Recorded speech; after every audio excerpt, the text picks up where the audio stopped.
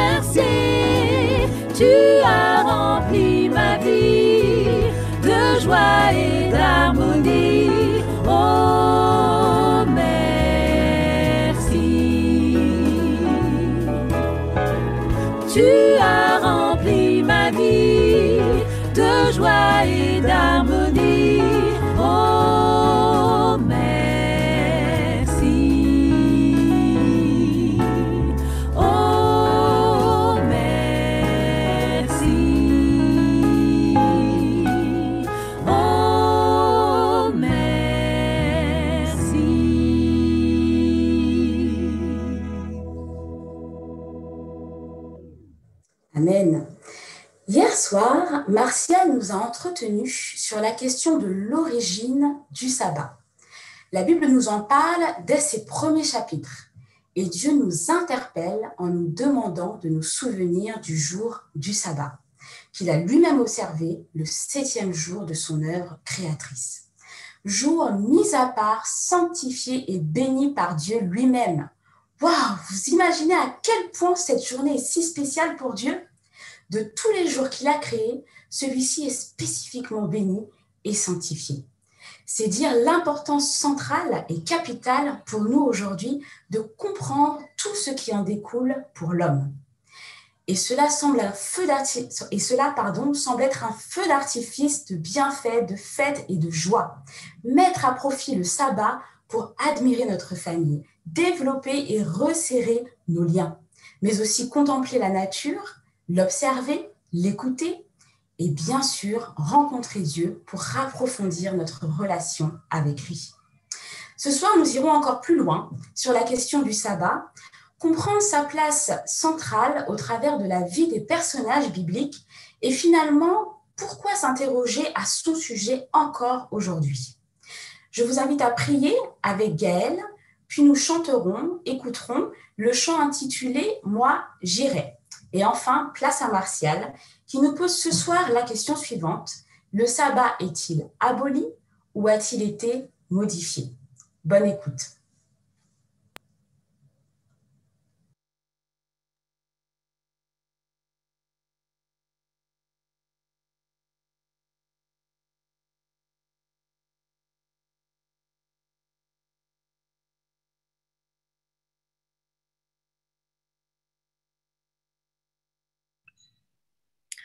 Notre Dieu, notre Père, nous te remercions, Seigneur, pour cette journée que tu as mis à part et à laquelle tu nous as invités. Merci aussi, Seigneur, pour ce temps extraordinaire que tu mets à notre disposition et qui nous permettra de mieux apprendre à ton sujet, de mieux comprendre ce que tu as prévu pour nous.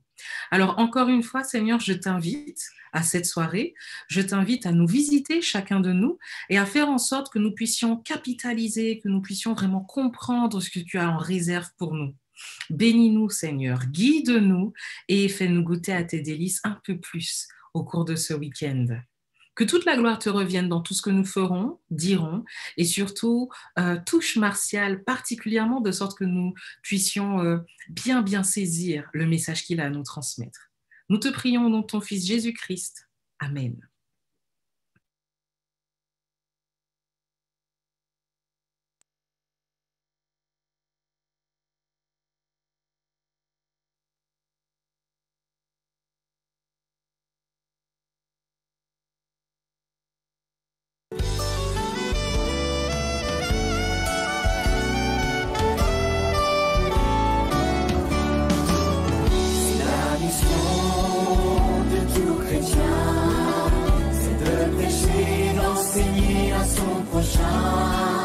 Seigneur, conduis-moi où tu veux, touche mes lèvres pour te glorifier.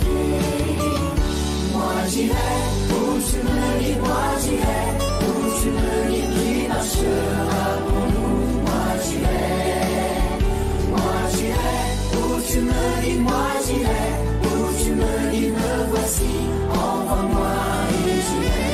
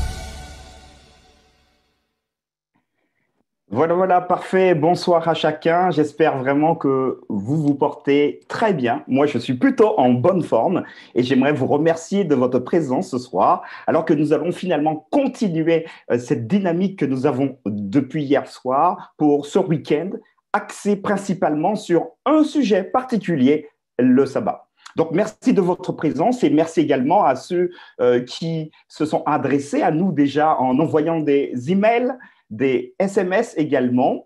On vous les a représentés tout à l'heure. Donc, drancy.mp@gmail.com si vous avez des questions, si vous voulez rajouter des petits éléments. Donc, voilà, ça s'affiche à l'écran, drancy.mp@gmail.com et ce numéro de téléphone que vous devez quasiment connaître par cœur, 06 68 38 51 19. Donc, n'hésitez pas à laisser des petits SMS si vous avez des questions, des petites choses comme ça. Nous serons heureux de vous répondre. N'oubliez pas également ceux qui souhaitent recevoir une Bible. L'adresse email, le numéro de téléphone, les deux donc, sont à votre disposition et nous nous ferons le plaisir de vous transmettre une Bible le cas échéant. Hier soir, nous avons vu ensemble les bases bibliques de ce fameux jour, le sabbat. Et nous avons appris de la Bible que le sabbat n'est pas du tout, mais vraiment pas du tout, un jour appartenant à une communauté, ni à une religion, ni à un groupement quelconque.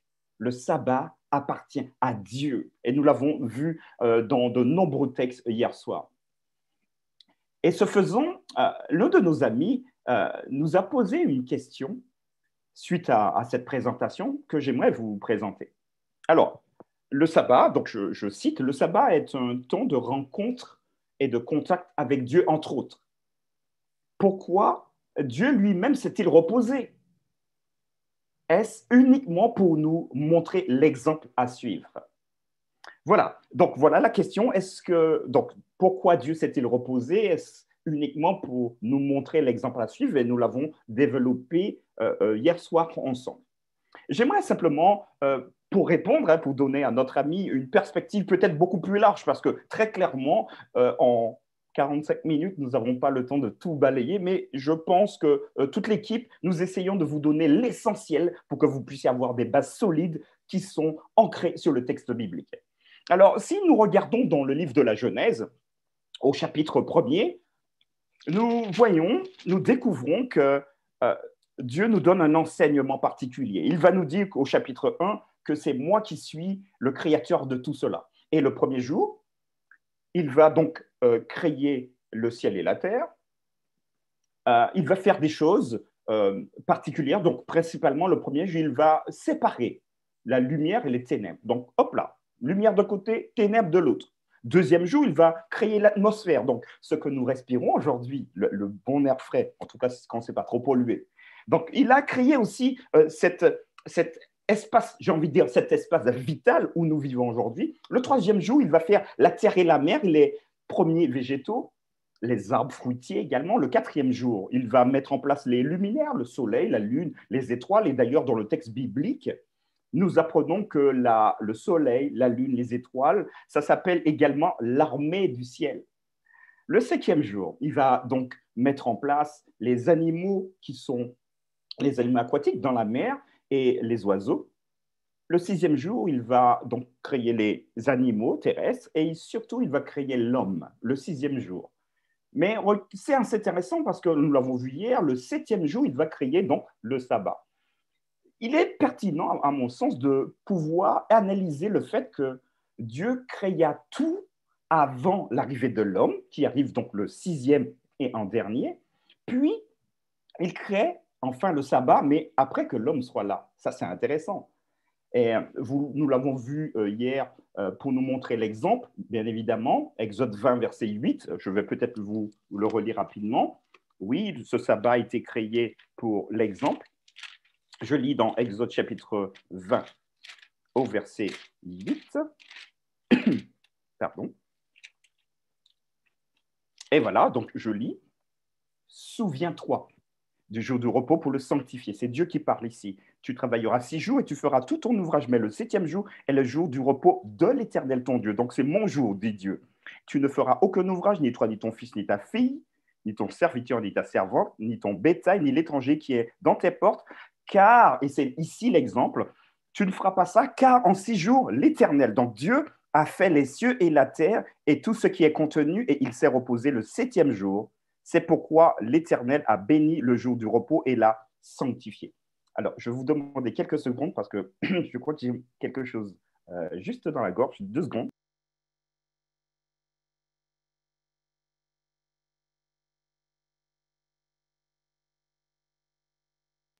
Voilà, excusez-moi, je pense que ça ira mieux ici. Donc, dans Exode chapitre 20, oui, Dieu, ici, va donner l'exemple à l'homme. Et je confirme donc ce que notre ami nous disait. Est-ce que c'est que pour l'exemple? Le sabbat n'est pas qu'un exemple. Et d'ailleurs, dans le texte biblique, on va retrouver d'autres références. Nous ne les avons pas abordées hier. Il s'agit également de faire de ce jour un signe. Un signe pour montrer notre obéissance à l'ordre de Dieu. Un signe. Mais est-ce qu'on a des textes qui vont nous dire, ben oui, le sabbat est un signe? Bien sûr. Je vous propose de voir 2 textes. Alors, il y en a beaucoup, mais vous comprenez que je suis là juste pour répondre à notre ami et peut-être pour répondre à ceux qui se sont posés la même question et qui ne l'ont pas fait. Exode, chapitre 31, verset 13. Donc, Exode, 2e livre de la Bible. Exode, au chapitre 31. Donc, je vais lentement. Exode, chapitre 31, verset 13, le temps que tout le monde puisse noter. Exode 31, verset 13, je vais lire. « Parle aux enfants d'Israël et dis-leur, vous ne manquerez pas d'observer mes sabbats, car ce sera entre moi et vous et parmi vos descendants un signe auquel on reconnaîtra que je suis l'Éternel qui vous sanctifie. » Nous avons vu hier donc que quand Dieu créa le sabbat, hein, donc tout au début, il n'y avait pas d'homme, il n'y avait pas il y avait, oui, pas d'homme, il n'y avait qu'Adam et Ève, il va bénir, il va sanctifier. Et là encore, dans Exode 31, verset 13, il va nous dire que ce signe permettra de voir que c'est moi qui vous sanctifie. Donc, j'ai envie de dire que quand on obéit à Dieu, il y a une sanctification. Une sanctification, c'est finalement la possibilité que nous soyons meilleurs, mise à part pour un usage saint, la sanctification. Donc, Dieu ne nous voit pas, ou ne voit pas tous ceux qui veulent rentrer dans l'obéissance de ce qu'il demande, ne nous voit pas comme les autres. Il nous voit d'une manière particulière.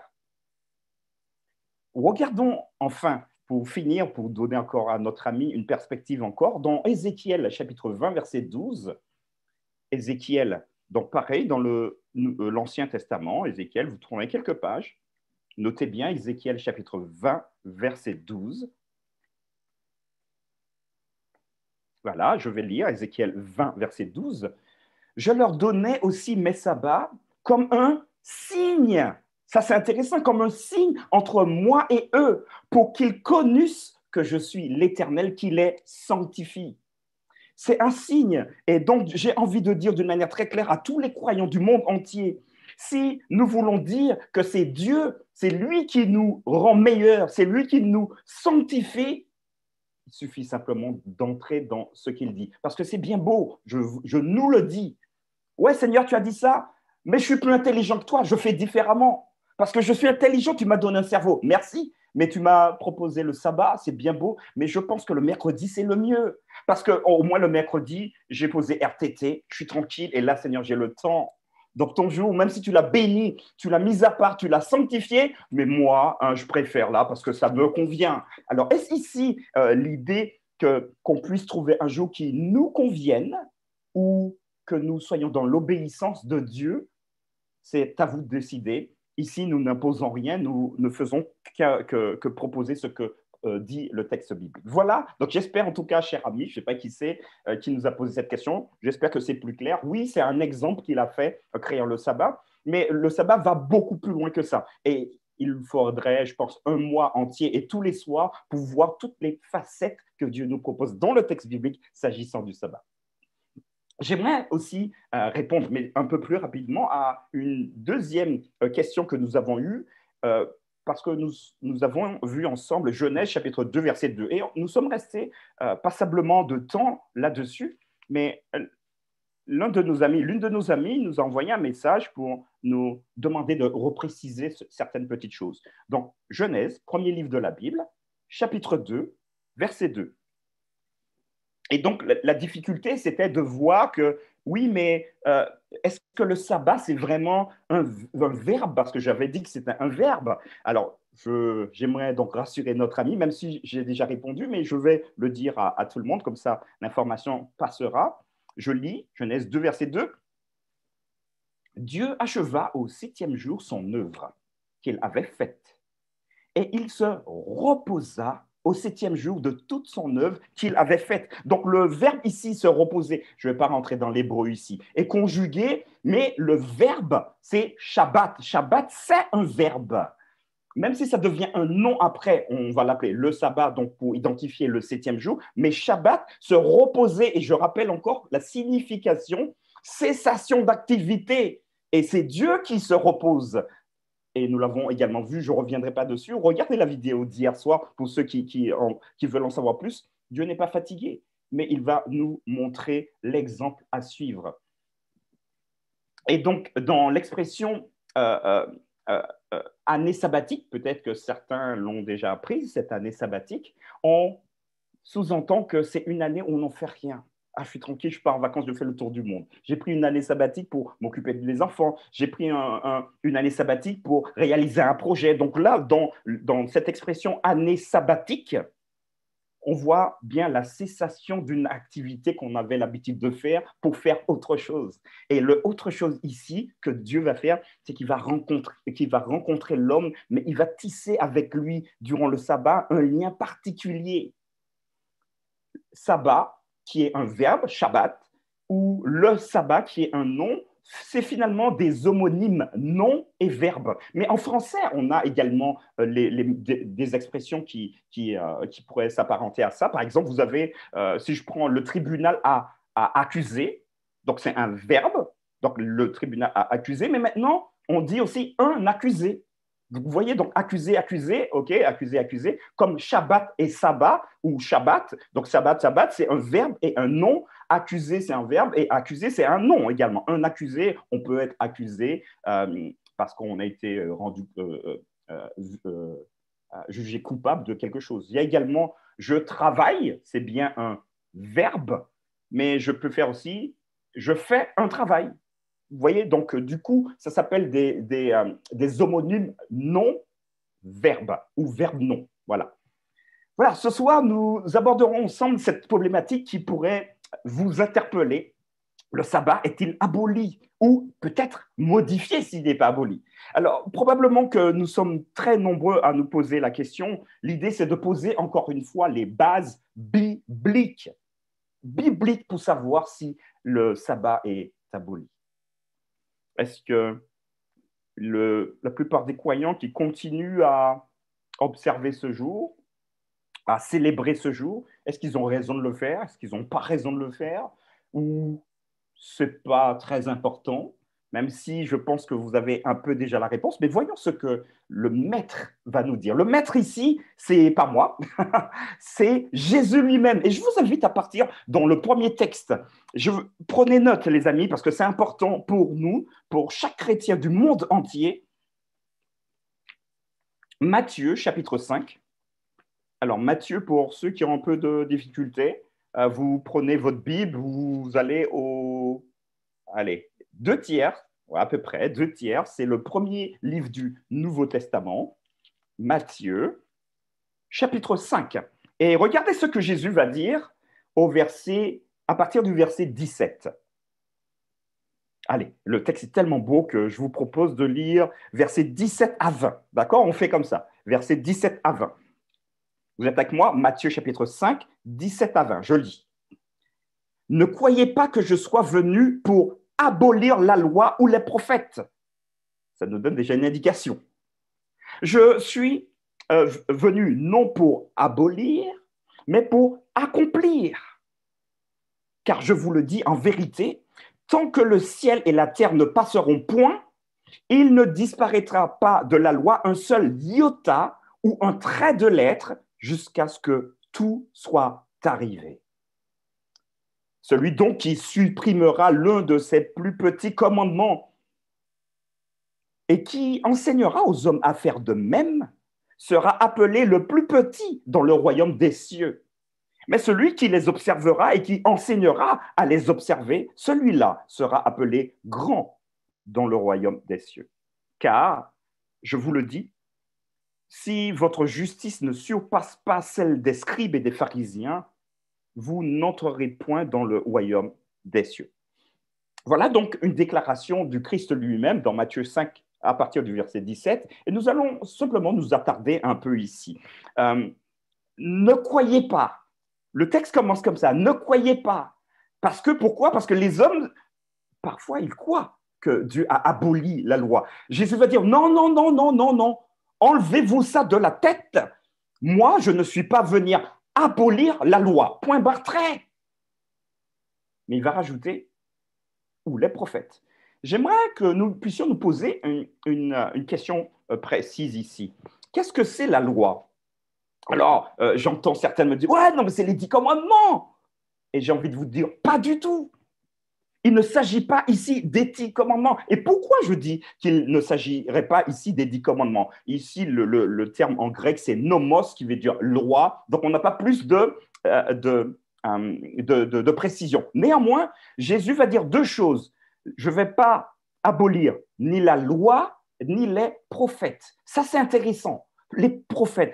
Pourquoi c'est intéressant? Parce que quand on connaît un peu le texte biblique, le Tanakh, très précisément l'Ancien Testament, nous savons, et j'espère que vous avez des amis peut-être de la confession juive, vous pouvez leur poser la question, comment est composé ton livre, ton Ancien Testament? Et il va te dire, ben écoute, c'est composé de 3 parties. La première partie qui va s'appeler la loi. Donc, rappelez-vous, la loi ou la Torah, ou les 5 premiers livres de la Bible qui s'appellent le Pentateuch, Penta 5. Donc, voilà la première partie. Donc, c'est ça, la loi. Ensuite, on a le Nevi'im, ou les livres prophétiques. Et ensuite, on a le Ketuvim, qui sont les autres écrits. Il va vous dire ça, mais peut-être qu'on ne va pas trop comprendre, mais moi, je vais vous donner quelques éléments supplémentaires.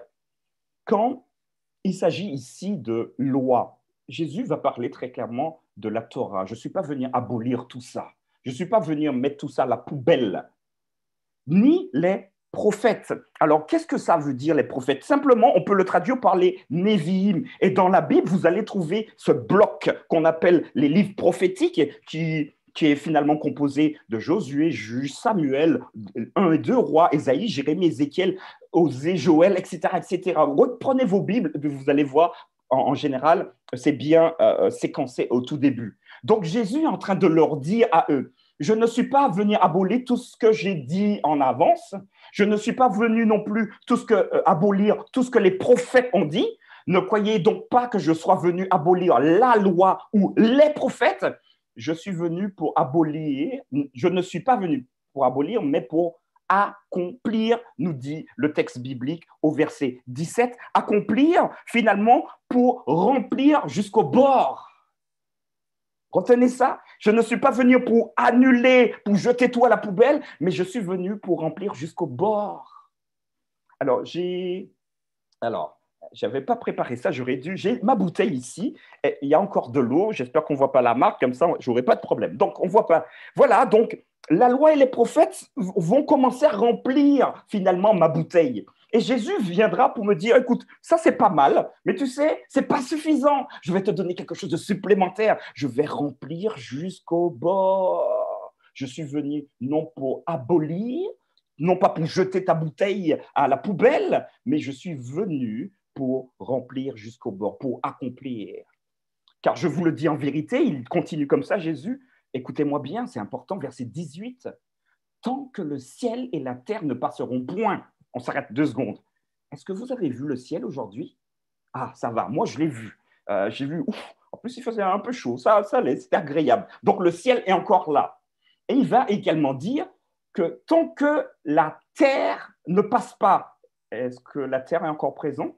Ouais, je crois que oui. On n'a peut-être pas vu la terre aujourd'hui. Est-ce que moi, j'ai pas... Ah si, dans ma petite plante, j'ai mis un peu d'eau. J'ai vu la terre, mais bon, là, ici, c'est le monde. Donc, tant que le ciel et la terre ne passeront point, il ne disparaîtra pas de la loi, Pentateuch, un seul iota ou un seul trait de lettre jusqu'à ce que tout soit arrivé.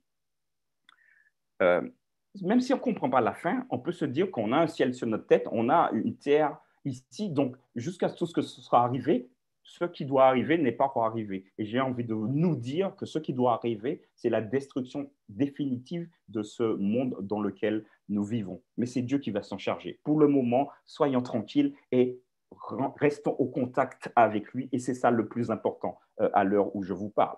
Donc voilà un super beau texte. Alors peut-être que le texte, parce que je suis pas chiche, hein, j'aime bien donner aussi des éléments. Le texte va dire, verset 19, celui donc qui supprimera l'un de ses plus petits commandements et qui enseignera aux hommes à faire de même sera appelé le plus petit dans le royaume des cieux. Et ça me fait sourire parce que on pourrait se dire, tiens, le plus petit dans le royaume des cieux, moi je préfère être le plus petit et être dans le royaume des cieux. Comme ça, je suis tranquille. Mais je n'ai pas besoin d'être le plus grand. Parce que le texte va continuer. Mais celui qui les observera et qui enseignera à les observer, celui-là sera appelé grand dans le royaume des cieux. Voilà, je vous laisse la place aux grands. Moi, je préfère la place des petits parce que je ne vais pas observer tous ces trucs-là. Mais je serai quand même dans le royaume des cieux. Et on pourrait penser ça. Néanmoins, ce n'est pas ce que Matthieu est en train de nous dire au travers des paroles de Jésus. Ici, l'expression le plus petit, il ne s'agit pas finalement d'une position hiérarchique, que je suis en haut, que je suis en bas, mais il s'agit très précisément, j'aimerais que nous le retenions, d'être approuvé ou désapprouvé. Donc, être le plus petit, c'est qu'on est désapprouvé. Donc, en clair, on n'est même pas dans le royaume des cieux. Il faut que ce soit hyper clair dans nos têtes. Donc, le plus grand, donc ça sous-entend également ici, être approuvé et donc être dans le royaume des cieux. Ça, c'est pour peut-être une interprétation qu'on aurait pu avoir qui serait à l'encontre du texte, mais je préfère le dire comme ça, au moins, nous sommes au courant de cela.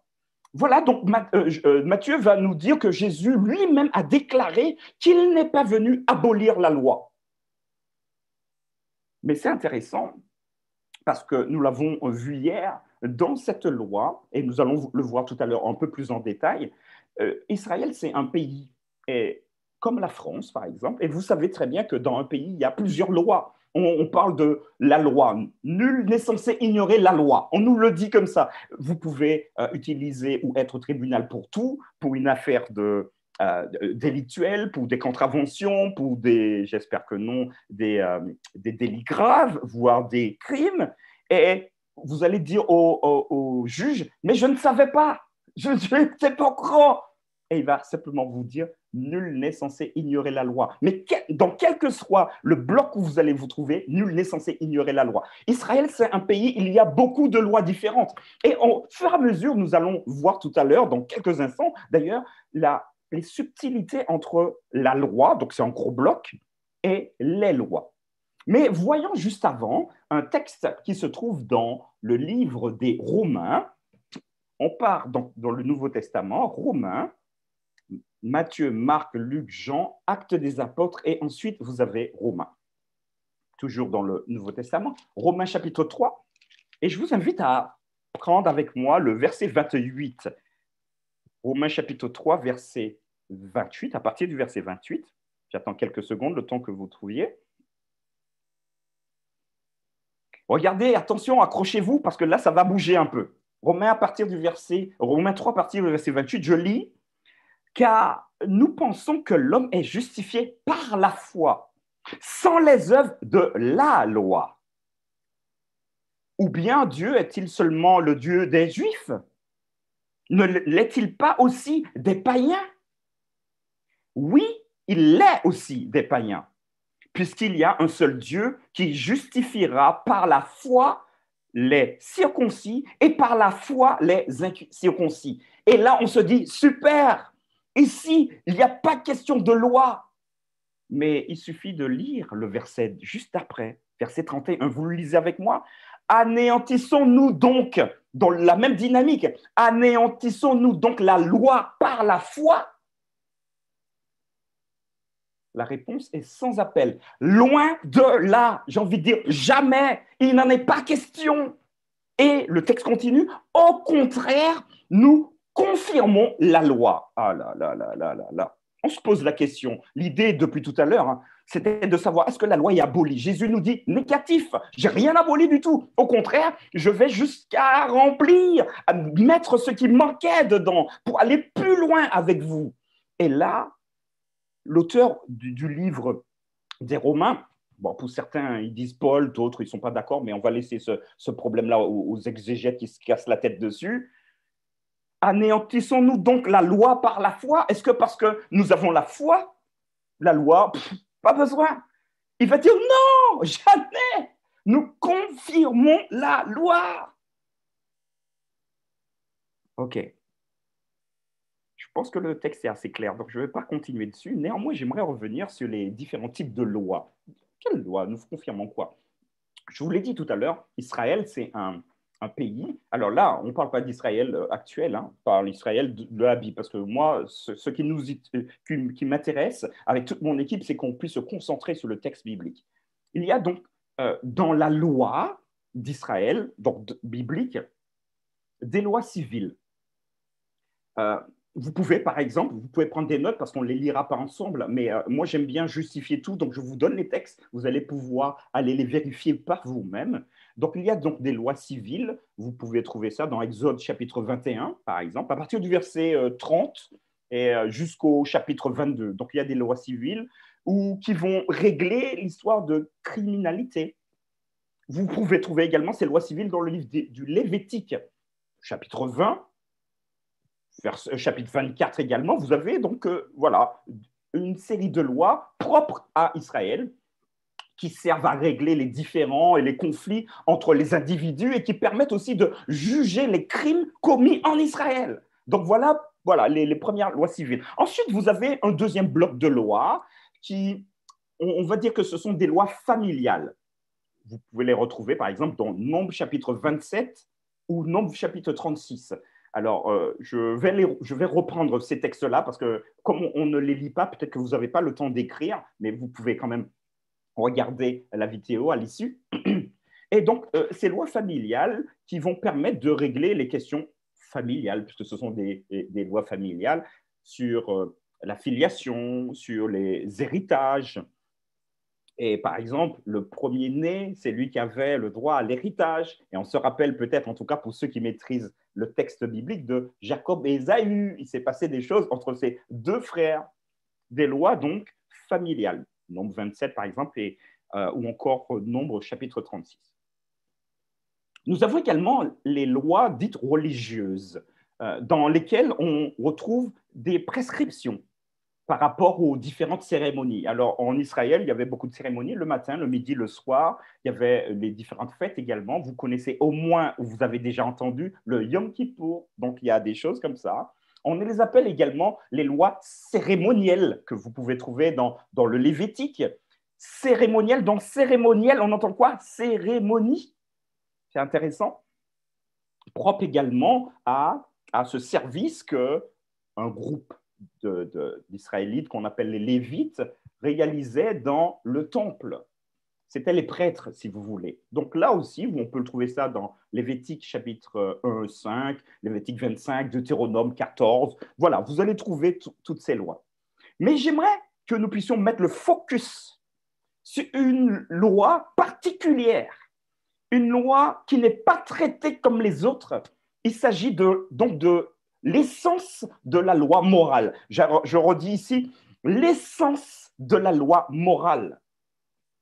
Vous avez compris? Il s'agit des 10 commandements. Et nous pouvons trouver ces 10 commandements dans Exode. Par contre, je vous invite à partir avec moi, Exode, deuxième livre de la Bible, chapitre 20. Nous l'avons utilisé hier, mais c'est intéressant de revoir à nouveau. Exode, chapitre 20. Nous ne lirons pas tout, mais prenez le temps de lire à la maison Exode chapitre 20, verset 3 jusqu'au verset 17. Ces lois que Dieu donne ne sont pas traitées d'une manière particulière ou à la légère, pardon. Elles sont traitées d'une manière très précise par Dieu. Et dans ces lois qu'on appelle les 10 commandements, vous avez probablement vu le film, Je crois qu'il y a même un dessin animé également, les 10 commandements. Voilà, donc c'est productif en termes cinématographiques. Nous avons le sabbat dans cette loi des 10 commandements, d'accord, dans ce bloc spécial de la loi morale, nous avons au verset 8, le texte que nous avons vu, souviens-toi du jour du repos pour le sanctifier, etc., etc. Nous l'avons lu, Exode chapitre 20, verset 8.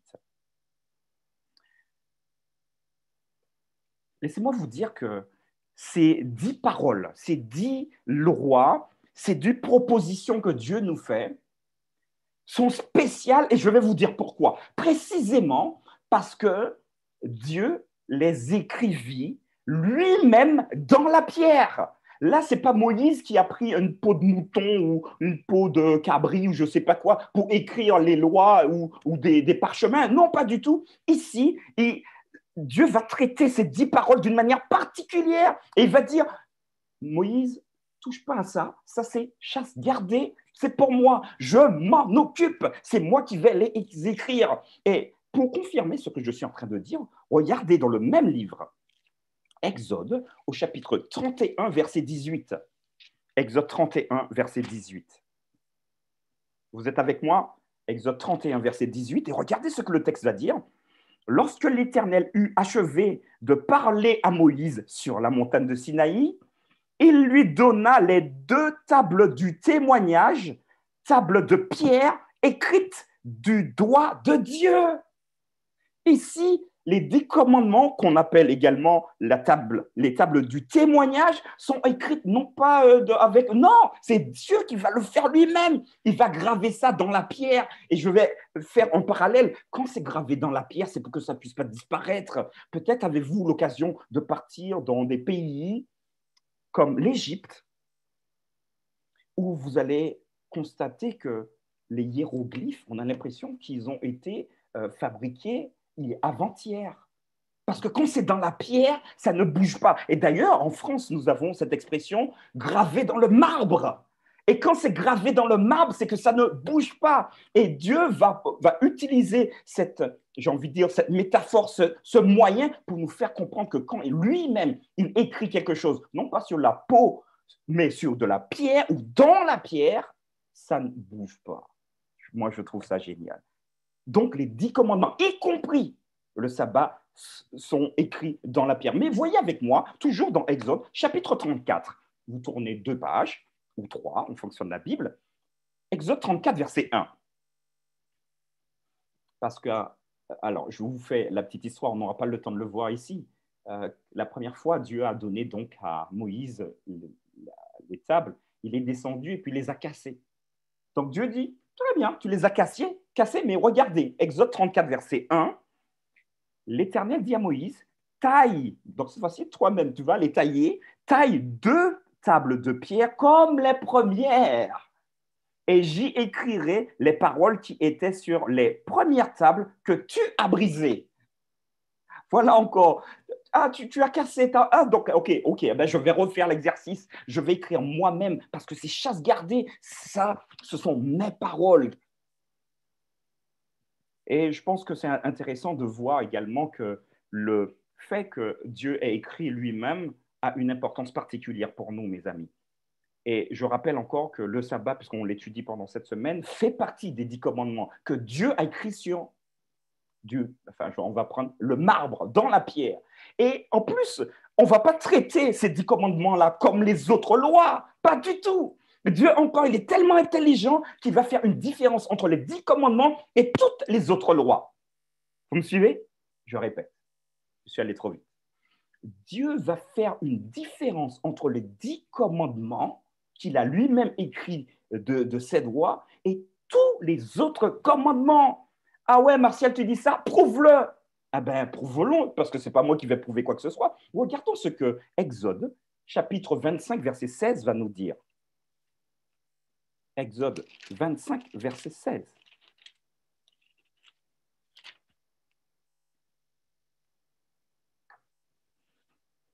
Vous êtes prêts? Exode 25, verset 16. Tu mettras dans l'arche le témoignage que je te donnerai. Qu'est-ce que Dieu va dire déjà à Moïse?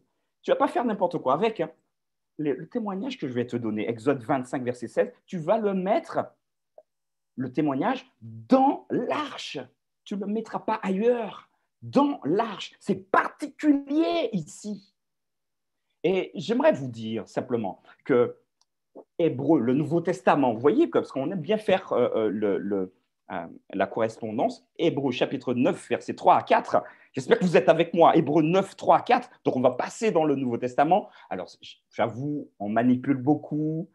Vous aurez la vidéo à votre disposition. Vous allez pouvoir l'écouter, réécouter, faire pause, réécrire. Il y a beaucoup de choses à voir et j'essaye de vous donner le maximum en allant doucement. Vous voyez, donc, ce n'est pas facile. Hébreu 9, 3, 4.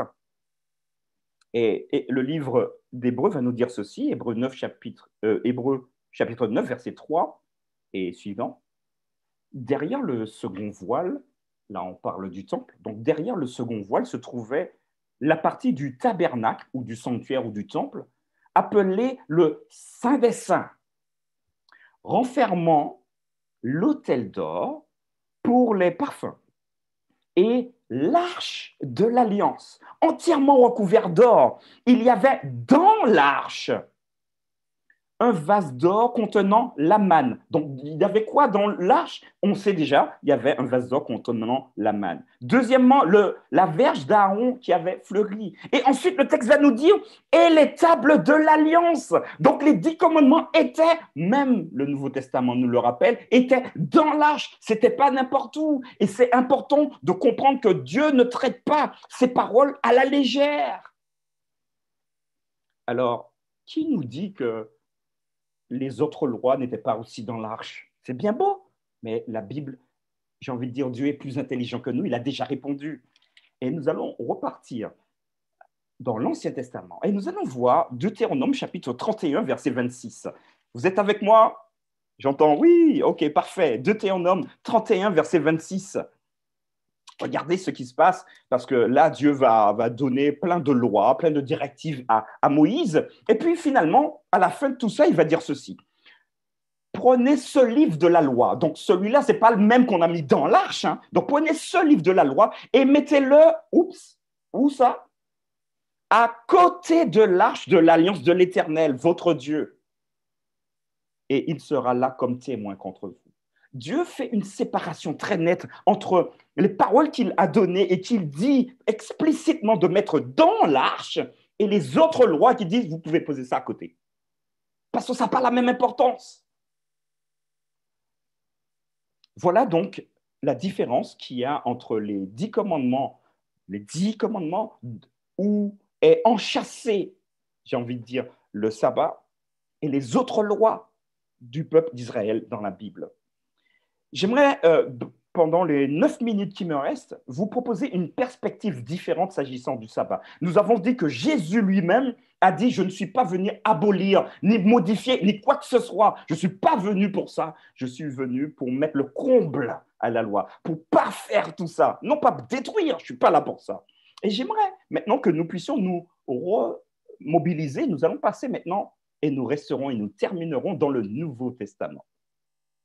Peut-être que certains amis ici me diront bah, écoute, ouais, mais ça, c'est l'Ancien Testament. Tu parles depuis. Ouais, mais je suis d'accord. L'Ancien Testament. D'accord. Mais le Nouveau Testament est sûrement différent.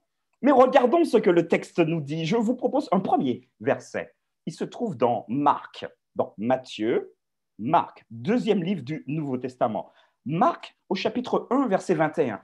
Et nous allons voir simplement l'habitude que ces hommes qui fréquentaient Jésus ou de Jésus lui-même, s'agissant du sabbat. Est-ce que pour eux, le sabbat était aboli? C'était plus la peine. Jésus est venu, c'est pas la peine. Ça ne tient plus. Marc 1, verset 21, et je vais lire.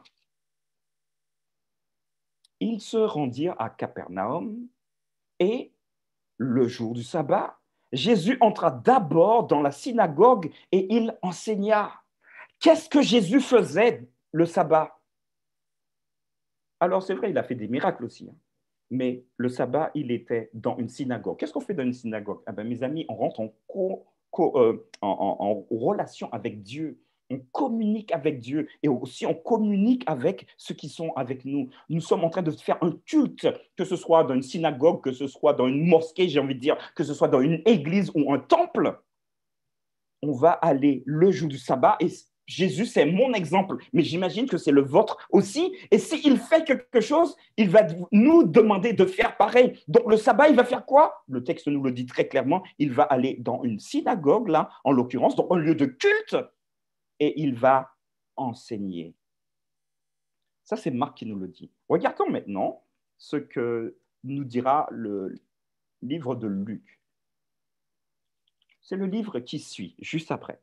Luc, alors là, je vais vous donner passablement de textes. Je vous demande de les noter, c'est important. Donc là, nous venons de voir Marc 1, verset 21. Regardons ce que Luc, au chapitre 4, verset 16, va nous dire. Luc, chapitre 4, verset 16. Je lis, Luc 4, 16. Il se rendit à Nazareth, où il avait été élevé. Là, on parle de Jésus. Et selon sa coutume, il entra dans la synagogue le jour du sabbat. Il se leva pour faire la lecture. Voilà un deuxième texte qui va nous dire que ce que Jésus faisait le jour du sabbat. Il n'allait pas au bord je sais pas moi, du lac de Génézareth pour siffloter. C'est un beau jour ici, je vais faire ma lessive. Non, il allait dans la synagogue. Et le texte va nous dire, il y alla pour faire la lecture. Donc, il y alla pour rentrer encore en contact avec Dieu, avec ses semblables. Ça, c'est l'exemple que nous donne Jésus. Restons dans le même livre. Et allons cette fois-ci, partons dans Luc chapitre 23. Luc chapitre 23, versets 55 à 56. Luc 23, 55, 56. Vous y êtes, Luc 23, versets 55 et 56. Je lis. Les femmes qui étaient venues de la Galilée avec Jésus accompagnèrent Joseph, virent le sépulcre et la manière dont le corps de Jésus y fut déposé. Là, on parle de la mort de Jésus. Verset 56. Et s'en étant retournées, elles préparèrent des aromates et des parfums, puis elles se reposèrent quand? Le jour du sabbat, selon la loi. Et j'ai envie de nous dire, quelle loi qui dit qu'il faut se reposer le 7e jour? Je vous entends, même si vous ne pouvez pas décrocher, mais je vous entends me parler. Il y a donc dans la Bible une seule loi qui dise qu'il faille se reposer le 7e jour, et c'est dans les 10 commandements. Donc ici, Jésus est déjà mort. Vous voyez bien que pendant sa vie, lui, il allait à la synagogue, il allait dans les lieux de culte pour prier. Après sa mort, c'est très curieux, hein, les gens qui le fréquentaient n'ont jamais probablement entendu « Ah mais non, en fait, à partir du moment où je suis mort, c'est plus la peine. Changer de jour ou n'allez pas dans un lieu de culte. » Non, ils vont aller également. Donc ces femmes allèrent, comme nous dit le texte, se reposer le jour du sabbat selon la loi. Moi, je trouve ça génial. Nous avons vu avant la mort de Jésus. Nous avons vu pendant la mort de Jésus. Mais que se passe-t-il après la mort de Jésus? Et ce livre, et nous allons finir dessus sur le livre des Actes des Apôtres. 3 textes pour finir. 3. Actes des Apôtres au chapitre 13. Matthieu, Marc, Luc, Jean. Actes des Apôtres, donc dans l'ordre, pour que vous puissiez trouver avec moi. Matthieu, Marc, Luc, Jean, Actes des Apôtres, chapitre 13. Et nous allons lire ensemble le verset 42 à 49. Je lis 42, 49. Lorsqu'ils sortirent, on les pria de parler le sabbat suivant sur les mêmes choses. Là, il s'agit ici de Barnabas et Saul, ou on peut l'appeler Paul également. Verset 43. Et à l'issue de l'assemblée, beaucoup de Juifs et de prosélytes pieux suivirent Paul et Barnabas qui s'entretinrent avec eux et les exhortèrent à rester attachés à la grâce de Dieu. Verset 44. Le sabbat suivant, s'il était aboli le sabbat, qu'est-ce qu'il allait faire dans une synagogue? C'est aboli, il n'y a pas besoin, on prend un autre jour. Non, le texte va nous dire qu'après la mort de Jésus, après sa résurrection, après que Jésus soit parti au ciel, Paul quand même, c'est pas un petit. Paul quand même, c'est un apôtre qui est lourd, un évangéliste lourd dans la Bible. Le sabbat suivant, verset 44, presque toute la ville se rassembla pour entendre la parole de Dieu. Voilà ce que Paul, après la résurrection de Jésus, après que Jésus soit parti, voilà ce qu'il continuait à faire. Je vais vous poser la question, est-ce que le sabbat est annulé, modifié, éliminé? Jésus ne l'a pas fait. Aucun apôtre dans la Bible ne l'a fait également. Mais poursuivons. Je vous ai dit 3 textes, je me tiens aux 3. Acte 16, verset 13. Toujours dans le livre des Actes, donc nous avons vraiment cette dynamique où Jésus n'est plus là. Très clairement, il n'est plus avec nous, avec les apôtres, il est parti. Acte 16, verset 13. Lisons. Le jour du sabbat, nous nous rendîmes hors de la porte vers une rivière où nous pensions que se trouvait un lieu de culte. Nous nous assîmes et nous parlâmes aux femmes qui étaient réunies. Paul et Timothée, ici. Jésus est loin, Jésus est déjà monté au ciel. Et ils continuent, eux, à faire quoi?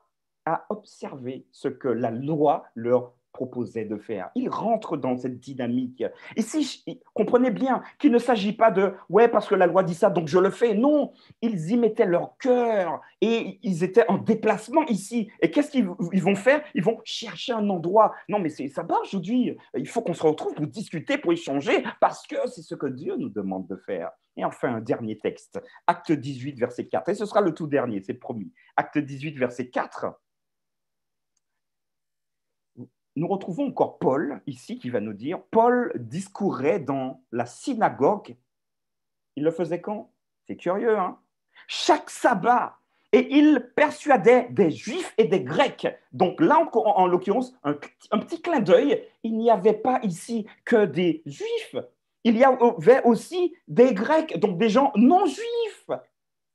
Donc le sabbat, il n'est pas fait pour une communauté en particulier, c'est fait pour tout le monde. Et c'est ça qui est intéressant parce que la Bible nous informe. Et j'ai envie de dire que toute la Bible ne disconvient pas et ne dit pas que bon, le sabbat, maintenant c'est fini. Les apôtres, nous l'avons vu, observaient ce jour-là. Jésus lui-même a montré l'exemple. Et c'est notre exemple, Jésus. Alors, répondons maintenant à cette question. Est-ce que le sabbat est annulé ou est-ce qu'il a été modifié? C'est une question rhétorique parce que vous avez bien compris que les textes que nous avons vus ensemble, et nous avons vu certains textes, un bon nombre de textes, aucun ne soutiennent le fait que le sabbat soit annulé ou modifié. Alors, pouvons-nous trouver des petits éléments dans le texte biblique qui nous suggéreraient que finalement, en fait, d'accord, 99% des textes bibliques vont pour le sabbat, mais apparemment, il y a 1% des textes où c'est un peu ambigu, on ne sait pas trop. Je vous invite demain à participer encore à la dernière rencontre que nous aurons sur des textes, nous en prendrons 3, qui semblent dire que le sabbat, la preuve, c'est annulé. Ce n'est pas la peine. Chers amis, Dieu traite ses paroles avec une délicatesse particulière. Il nous ouvre le chemin. Il nous invite à entrer dans ses plans. Nous avons tous aujourd'hui la possibilité de suivre Dieu ou de suivre notre propre intelligence. Vous avez cette possibilité, je l'ai également, mais je décide, moi qui vous parle ce soir, de suivre les directives de Dieu, non pas pour me faire voir de qui que ce soit, parce que je veux développer avec lui une relation particulière. Et quand mon Créateur, mon Maître me dit de prendre une voie, je le fais avec le sourire, même si parfois j'en ai pas envie, parce que tout ce qu'il fait, et nous l'avons vu hier, n'est suivi d'aucun chagrin. Quand Dieu bénit, il bénit et il n'y a pas de chagrin derrière. Dieu est plus intelligent que nous. Voudriez-vous prendre cet engagement de sonder encore le texte biblique, d'aller plus loin avec lui, de vous questionner? Je peux comprendre également que ça puisse nous bouleverser, tout cela. Peut-être que vous n'avez pas vu tous ces éléments que nous avons mis au jour ce soir. Prenez le temps de discuter avec votre Dieu. Et lui seul pourra vous convaincre de la voie que vous devez suivre. Je vous invite à prier avec moi. Notre Père, notre Dieu, nous te remercions, Seigneur, de cette invitation que tu nous fais encore aujourd'hui, en 2021, de pouvoir voir ce jour, le sabbat, comme un jour particulier. Nous nous sommes posé la question de savoir, Seigneur, si tu aurais modifié, si tu aurais annulé. Mais nous constatons, Seigneur, que le texte inspiré est sans appel. Je ne suis pas venu abolir, mais je suis venu accomplir. Merci parce que tu nous permets de mieux comprendre ce que tu veux pour nous, le projet que tu as fait pour chaque être humain. Et nous voudrions, Seigneur, nous engager à suivre cette voie et aller plus loin avec toi, te découvrir encore plus, nous parler au travers du texte biblique. Accompagne chacun de ceux qui regardent cette émission, sois avec eux, et galvanise-nous, Seigneur. Donne-nous également le sourire, parce que c'est une bonne nouvelle que tu nous donnes, parce que tu veux encore nous bénir. Nous bénir parce que le sabbat nous permet d'avoir une relation avec l'autre. Le sabbat nous permet d'avoir une relation avec toi. Et le sabbat également nous permet, comme nous l'avons vu hier, d'avoir une relation plus étroite avec le monde qui nous entoure. Donne-nous ta sagesse et permets que nous puissions t'obéir. Je t'ai prié dans le nom de Jésus-Christ et pour ta gloire. Amen.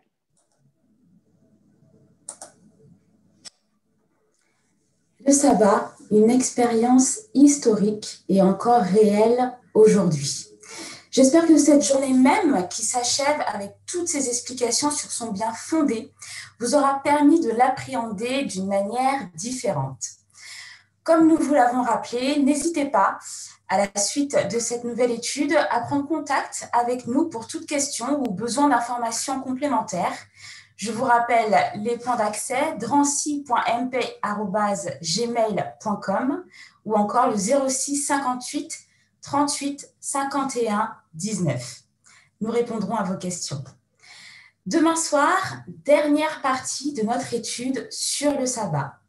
Nous analyserons, comme Marcia nous l'a rappelé, 3 arguments bibliques contre le sabbat. Mais quels sont-ils ? Comment peuvent-ils être compris à la lumière de la Bible même ?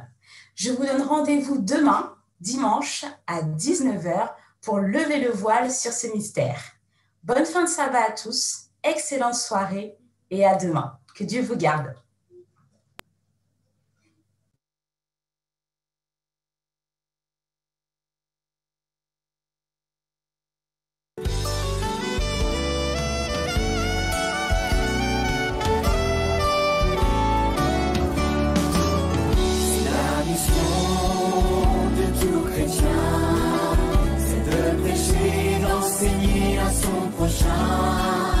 Seigneur, conduis-moi où tu veux, touche mes lèvres pour te glorifier. Moi j'irai où tu me dis, moi j'irai où tu me dis, qui marchera pour nous. Moi j'irai où tu me dis, moi j'irai.